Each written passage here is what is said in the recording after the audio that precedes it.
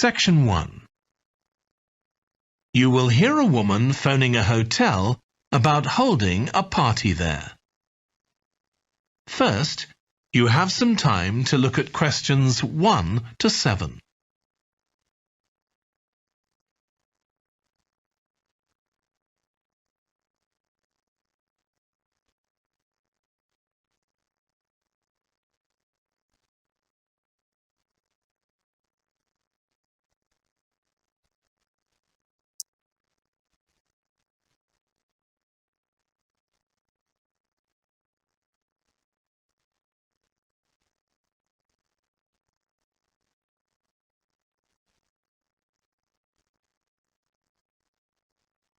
You will see that there is an example that has been done for you. On this occasion only, the conversation relating to this will be played first. Good morning, Clare House Hotel. Andrew speaking. I'm the events manager. Andrew is the events manager. So events has been written in the space. Now we shall begin. You should answer the questions as you listen, because you will not hear the recording a second time. Listen carefully and answer questions 1 to 7. Good morning, Clare House Hotel. Andrew speaking. I'm the events manager. Good morning, Andrew. My name's Samantha. I'm arranging a party for my parents' 50th wedding anniversary, and I'm ringing to ask about hiring a room sometime next September.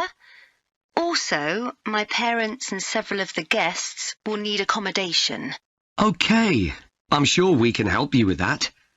Will you be having a sit-down meal or a buffet? Probably a sit-down. And do you know how many people there'll be? Around 80, I think. Well, we have 2 rooms that can hold that number. One is the Adelphi room. That can seat 85, or hold over 100 if people are standing for a buffet. Right.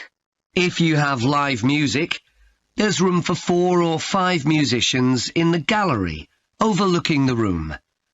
Our guests usually appreciate the fact that the music can be loud enough for dancing, but not too loud for conversation. Yes, I really don't like it when you can't talk. Exactly. Now, the Adelphi room is at the back of the hotel, and there are French windows leading out onto the terrace.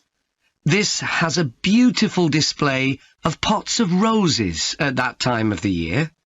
Which direction does it face? Southwest.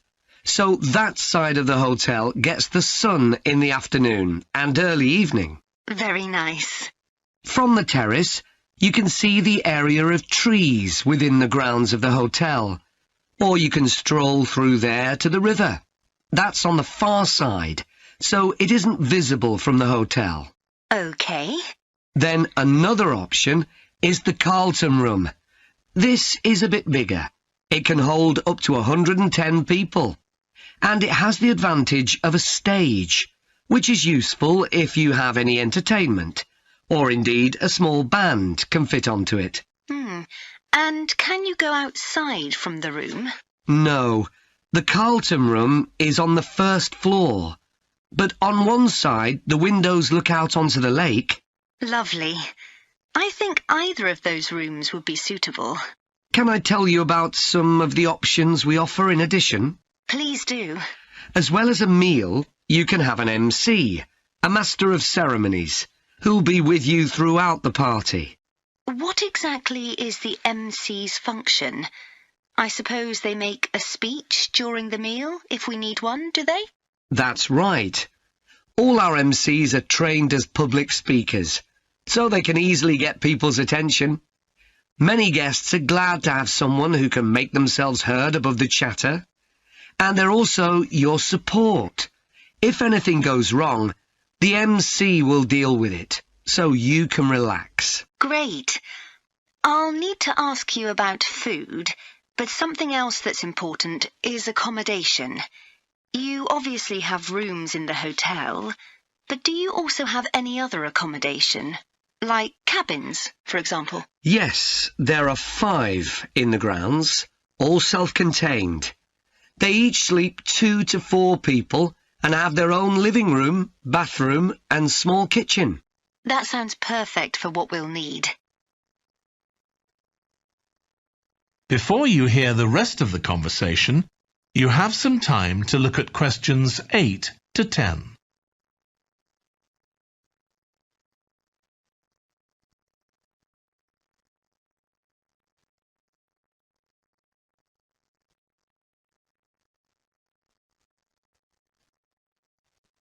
Now listen and answer questions 8 to 10.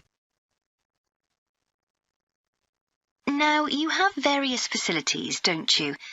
Are they all included in the price of hiring the room? The pool, for instance? Normally you'd be able to use it, but it'll be closed throughout September for refurbishment, I'm afraid. The gym will be available, though, at no extra charge. That's open all day from 6 in the morning until midnight. Right. And the tennis courts, but there is a small additional payment for those. We have 4 courts, and it's worth booking in advance, if you possibly can, as there can be quite a long waiting list for them. Right. Now, could we discuss the food? This would be dinner around 7 o'clock. That is the end of section 1. You now have half a minute to check your answers.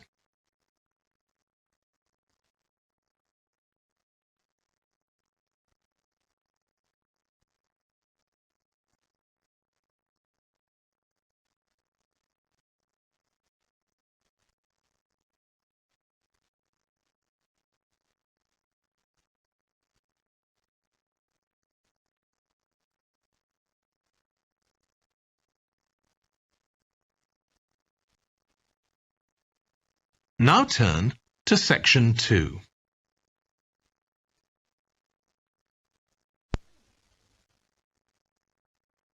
Section 2.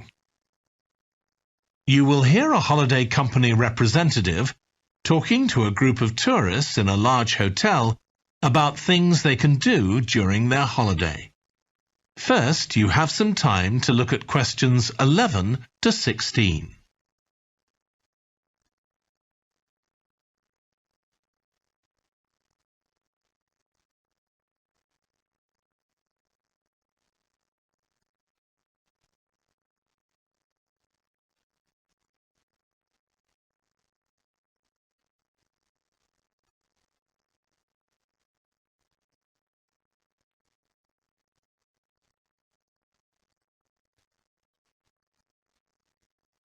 Now listen carefully and answer questions 11 to 16.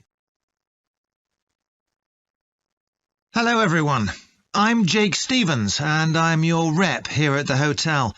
I'm sure you'll all have a great time here. So, let me tell you a bit about what's on offer. I'll start by telling you about some of the excursions that are available for guests. One thing you have to do while you're here is go dolphin watching. On our boat trips, we pretty well guarantee you'll see dolphins. If you don't, you can repeat the trip free of charge. We organise daily trips for just €35. Unfortunately, there aren't any places left for this afternoon's trip, but come and see me to book for later in the week. If you're energetic, I'd recommend our forest walk. It's a guided walk of about 7 kilometres. There'll be a stop halfway, and you'll be provided with a drink and sandwiches. There's some fairly steep climbs up the hills, so you need to be reasonably fit for this one, with good shoes. Oh, and bring a waterproof in case it rains. It's just €25, all-inclusive, and it's every Wednesday. Then on Thursdays, we organise a cycle trip, which will give you all the fun of biking without the effort. We'll take you and your bike up to the top of Mount Lana and leave you to bike back. It's a 700-metre drop in just 20 kilometres, so this isn't really for inexperienced cyclists, as you'll be going pretty fast. And if it's a clear day, you'll have fantastic views. On our local craft tour, you can find out about the traditional activities in the island. And the best thing about this trip is that it's completely free. You'll be taken to a factory where jewellery is made, and also a ceramics centre. If you want, you can buy some of the products, but that's entirely up to you. The trip starts after lunch on Thursday, and you'll return by 6 p.m. If you're interested in astronomy, you may already know that the island's one of the best places in the world to observe the night sky. We can offer trips to the observatory on Friday for those who are interested. They cost €90 per person, and you'll be shown the huge telescopes and have a talk from an expert who will explain all about how they work. Afterwards, we'll head down to Sunset Beach, where you can have a dip in the ocean if you want, before we head off back to the hotel. Finally, there's horse riding. This is organised by the Equestrian Centre over near Playa Cortino, and it's a great experience if you're a keen horseback rider, or even if you've never been on a horse before. They take you down to the beach, and you can canter along the sand and through the waves. It costs €35, and it's available every day. Before you hear the rest of the talk, you have some time to look at questions 17 to 20.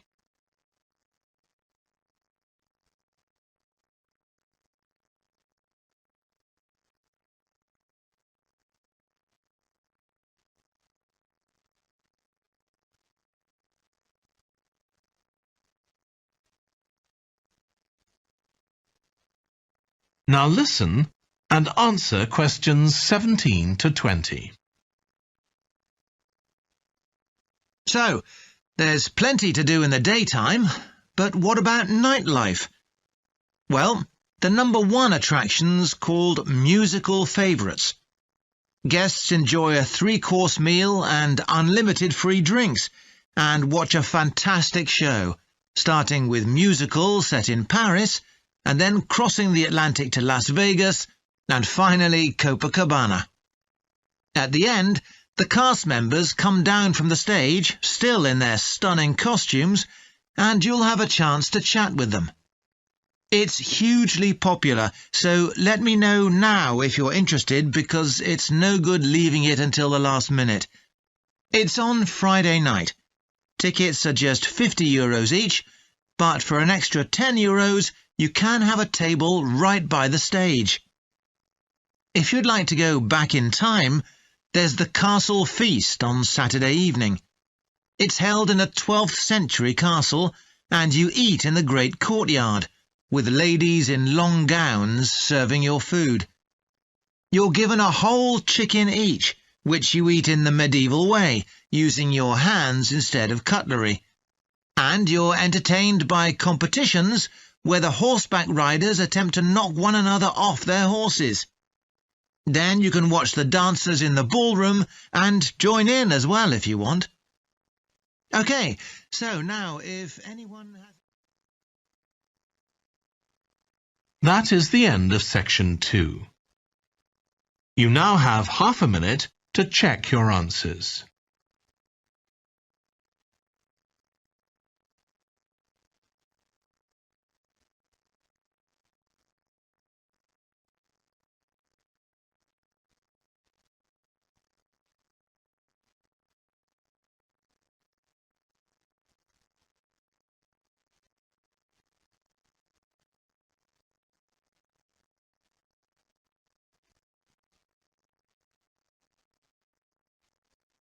Now turn to section 3.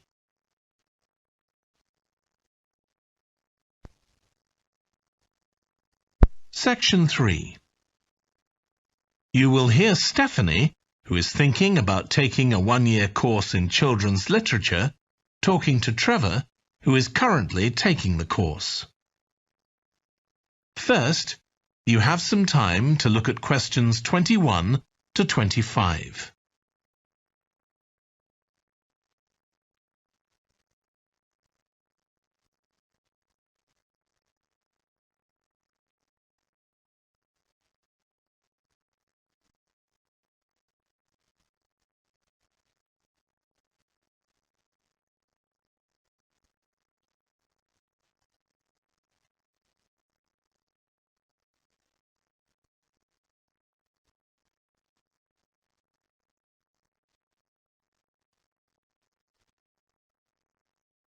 Now listen carefully and answer questions 21 to 25.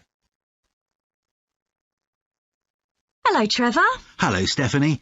You said you wanted to talk about the course I'm taking on literature for children. That's right. I'm thinking of doing it next year, but I'd like to find out more about it first. OK, well, as you probably know, it's a one-year course. It's divided into 6 modules, and you have to take all of them.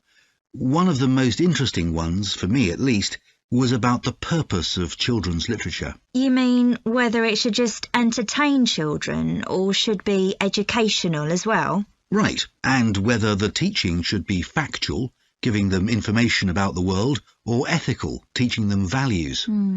What's fascinating is that the writer isn't necessarily conscious of the message they're conveying. For instance, a story might show a child who has a problem as a result of not doing what an adult has told them to do, implying that children should always obey adults. Oh, I see what you mean. That module made me realise how important stories are. They can have a significant effect on children as they grow up. Actually, it inspired me to have a go at it myself, just for my own interest. I know I can't compete with the really popular stories, like the Harry Potter books. They're very good. And even young kids like my 7-year-old niece love reading them. I'm very interested in illustrations in stories. Is that covered in the course? Yes, there's a module on pictures and how they're sometimes central to the story. That's good. I remember some frightening ones I saw as a child, and I can still see them vividly in my mind years later. Pictures can be so powerful, just as powerful as words. I've always enjoyed drawing, so that's the field I want to go into when I finish the course. I bet that module will be really helpful. I'm sure it will. We also studied comics in that module, but I'm not convinced of their value, not compared with books. One of the great things about words is that you use your imagination, but with a comic you don't have to. But children are so used to visual input on TV, video games and so on.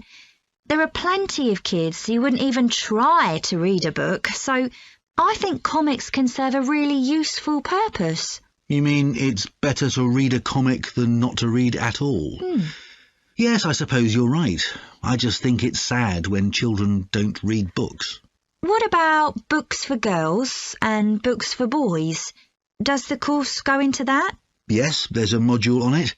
For years, lots of stories, in English at least, assumed that boys went out and did adventurous things and girls stayed at home and played with dolls. I was amazed how many books were targeted at just one sex or the other. Of course, this reflects society as it is when the books are written. That's true. So it sounds as though you think it's a good course. Definitely. Before you hear the rest of the discussion, you have some time to look at questions 26 to 30.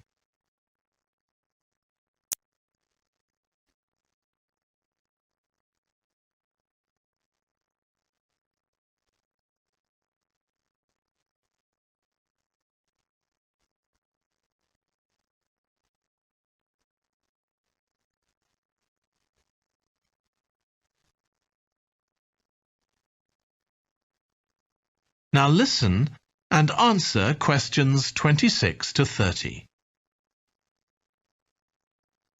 Have you been reading lots of children's stories to help you decide whether to take the course? Yeah, I've gone as far back as the late 17th century. though I know there were earlier children's stories. So does that mean you've read Perrault's fairy tales, Cinderella, the Sleeping Beauty, and so on? Yes, they must be important because no stories of that type had been written before. These were the first. Then there's the Swiss Family Robinson. I haven't read that. The English name makes it sound as though Robinson is the family's surname, but a more accurate translation would be the Swiss Robinsons, because it's about a Swiss family who are shipwrecked, like Robinson Crusoe in the novel of a century earlier. Well, I never knew that. Have you read Hoffmann's The Nutcracker and the Mouse King? Wasn't that the basis for Tchaikovsky's ballet, The Nutcracker? That's right. It has some quite bizarre elements. I hope you've read Oscar Wilde's The Happy Prince. It's probably my favourite children's story of all time. Oh, mine too. And it's so surprising because Wilde is best known for his plays, and most of them are very witty, but The Happy Prince is really moving. I struggled with Tolkien's The Lord of the Rings. 3 long books, and I gave up after 1. It's extremely popular, though. Yeah, but whereas something like The Happy Prince just carried me along with it, The Lord of the Rings took more effort than I was prepared to give it. I didn't find that. I love it. Another one I've read is Warhorse. Oh, yes, it's about the First World War, isn't it? Hardly what you'd expect for a children's story. Exactly, but it's been very successful. Have you read any... That is the end of section 3. You now have half a minute to check your answers.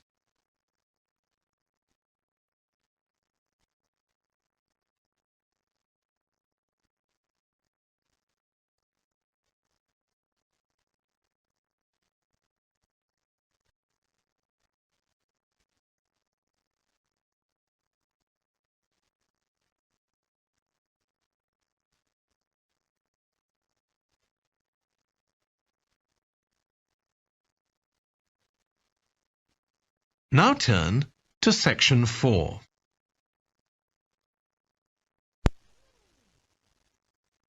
Section 4. You will hear part of a lecture about a branch of archaeology called marine archaeology. First, you have some time to look at questions 31 to 40.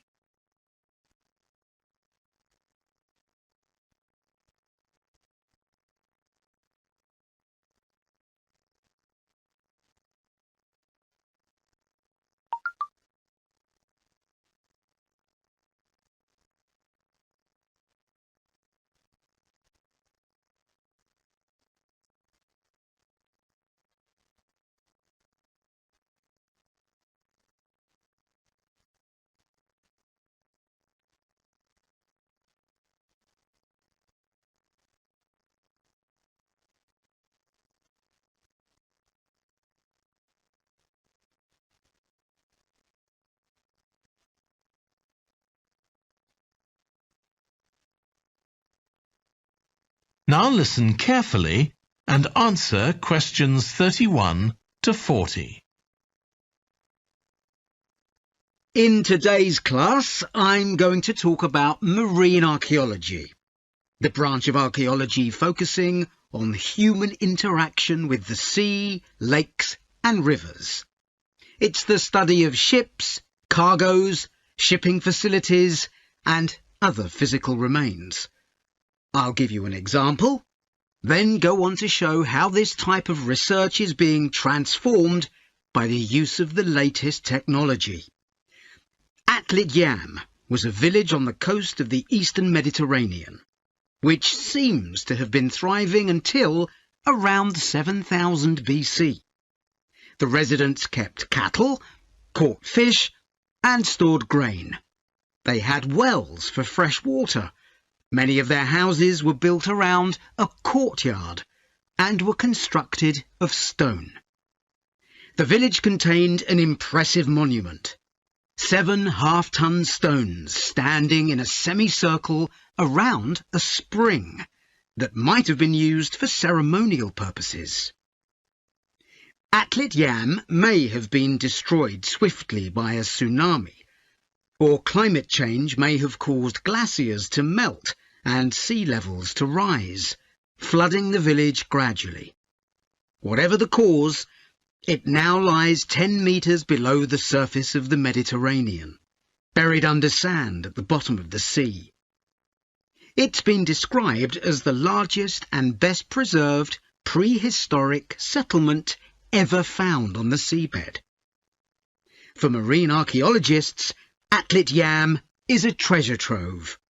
Research on the buildings, tools, and the human remains has revealed how the bustling village once functioned, and even what diseases some of its residents suffered from. But of course, this is only one small village, one window into a lost world.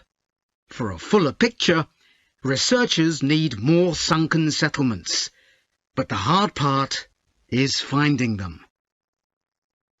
Underwater research used to require divers to find shipwrecks or artifacts, but in the second half of the 20th century, various types of underwater vehicles were developed, some controlled from a ship on the surface, and some of them autonomous, which means they don't need to be operated by a person.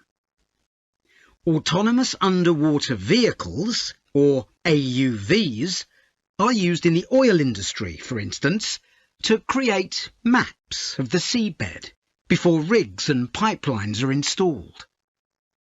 To navigate, they use sensors, such as compasses and sonar. Until relatively recently, they were very expensive and so heavy that they had to be launched from a large vessel with a winch.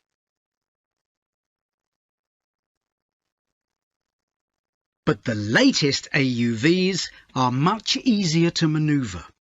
They can be launched from the shore or a small ship, and they're much cheaper, which makes them more accessible to research teams. They are also very sophisticated. They can communicate with each other and, for example, work out the most efficient way to survey a site or to find particular objects on the seabed. Field tests show the approach can work. For example, in a trial in 2015, 3 AUVs searched for wrecks at Marzi off the coast of Sicily. The site is the final resting place of an ancient Roman ship, which sank in the 6th century AD, while ferrying prefabricated marble elements for the construction of an early church. The AUVs mapped the area in detail, finding other ships carrying columns of the same material. Creating an internet in the sea for AUVs to communicate is no easy matter. Wi-Fi networks on land use electromagnetic waves, but in water these will only travel a few centimetres. Instead, a more complex mix of technologies is required. For short distances, AUVs can share data using light, while acoustic waves are used to communicate over long distances. But more creative solutions are also being developed, where an AUV working on the seabed offloads data to a second AUV, which then surfaces and beams the data home to the research team using a satellite. There's also a system that enables AUVs to share information from seabed scans and other data. So, if an AUV surveying the seabed finds an intriguing object, it can share the coordinates of the object, that is, its position, with a nearby AUV that carries superior cameras, and arrange for that AUV to make a closer inspection of the object. Marine archaeologists are excited about the huge potential of these AUVs for their discipline. One site where they're going to be deployed is the Gulf of Baratti off the Italian coast. In 1974, A 2,000-year-old Roman vessel was discovered here in 18 metres of water. When it sank, it was carrying medical goods in wooden or tin receptacles. Its cargo gives us insight into the treatments available all those years ago, including tablets that are thought to have been dissolved to form a cleansing liquid for the eyes. Other Roman ships went down nearby, taking their cargoes with them. Some held huge pots made of terracotta. Some were used for transporting cargoes of olive oil, and others held wine. In many cases, it's only these containers that remain, while the wooden ships have been buried under silt on the seabed. Another project that's about to be... That is the end of section 4. You now have half a minute to check your answers.